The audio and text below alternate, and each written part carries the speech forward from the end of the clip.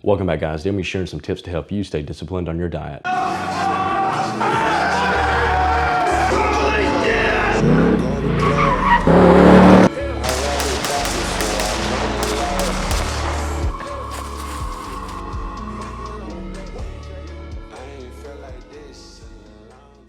The first tip I want to give you is don't buy what you don't need to be eating. A lot of us, when we go grocery shopping, myself included, will sometimes go down the snack aisle, browse around, get some healthy snacks.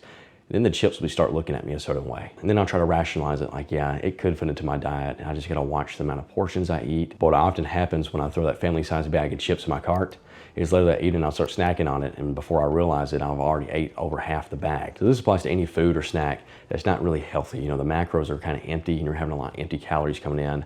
That are just coming in from a lot of oil or a lot of fat. And that leads me into my second tip is to buy foods that are healthy to snack on and maybe lower in calories, especially if you're restricting yourself in a caloric deficit. These will help curb your hunger and help decrease the chance that you might binge eat or cheat on your diet. A lot of these low-calorie snacks are actually going to be vegetables.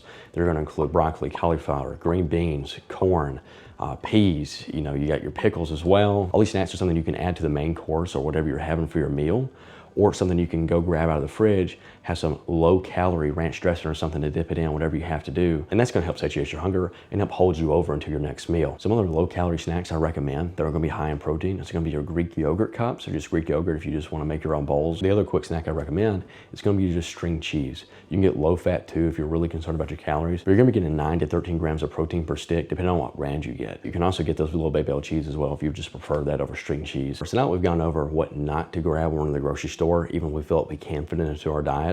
We just need to avoid junk food in general and substitute in these healthy snacks that we just went over, right? So now going into our third tip is just staying hydrated. Most individuals wait until they're dehydrated. By the time you're feeling that dryness in your mouth, you're feeling thirsty, you're already dehydrated. A lot of individuals wait until this point before they even drink anything, and half the time they're not even drinking water. So if you feel like you fall into this group of individuals, be sure you're increasing your water intake. It's not only going to help to keep you satiated longer, but it's also going to help you feel better. It's also very beneficial for the recovery process if you are exercising. For our fourth tip, I'm going to go over intermittent fasting. A lot of you guys have probably heard about this, but it's basically where you're going to take your normal time window that you would have for eating in the day, and you're going to decrease that. This is a great method to combat binge eating and just reduce the amount of food in general we're eating in a full day. So instead of having 16 hours, if you wake up at 8 a.m. and you're up till 12 a.m., instead of having that 16-hour window of eating, we're then going to decrease that to only 12 hours. So you're shaving off just at least 4 hours. And for those 4 hours from 8 a.m. to 12 p.m., he just wanted to eat. At 12 p.m., he could eat lunch, whatever he wanted to do, and eat all the way up till 12 a.m. that night, and then restart the cycle the next day. So that's what intermittent fasting consists of. And it's also going to help promote cellular health as well. For our fifth and final tip, you need to enjoy what you eat.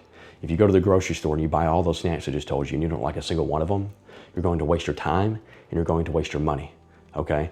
Not only are you going to waste your time going and getting that stuff, but you're going to waste your time because you're going to sit around the house and eat other stuff that you shouldn't even be eating in the first place and not even stick to your diet. So find these healthy recipes, find healthy meals that you can meal prep, whatever it may take. But at the end of the day, make sure you enjoy what you're eating. You can also look into zero sugar or 0 calorie or low calorie dressing or sauces if you're having chicken, fish, or whatever it may be, to help give it a little bit of flavor and for you to enjoy your meal. Now here's some quick tips for success. Stick to chicken and fish if you're trying to cut weight, if you're being in a caloric deficit, because beef tends to have more calories due to its high fat content. Just because you're having a salad does not mean it's low calorie, especially if you're throwing a lot of cheese or ranch dressing on there. Regular dressing tends to be very high in calories. High protein intake can help decrease hunger and help you maintain your muscle mass. Especially in a caloric deficit, it is very important you get at least 1 gram per pound of body weight, especially if you're 200 pounds or less. My last tip is to avoid drinking empty calories. It's way easier to drink your calories than it is to eat them. So be sure we're not having a lot of sugary drinks throughout the day. That's all I got for you guys today. If you guys are struggling with your diet, let me know in the comments down below so I can point you in the right direction. I hope you guys have a good morning and a good night when you're watching this, and I'll see you in the next one.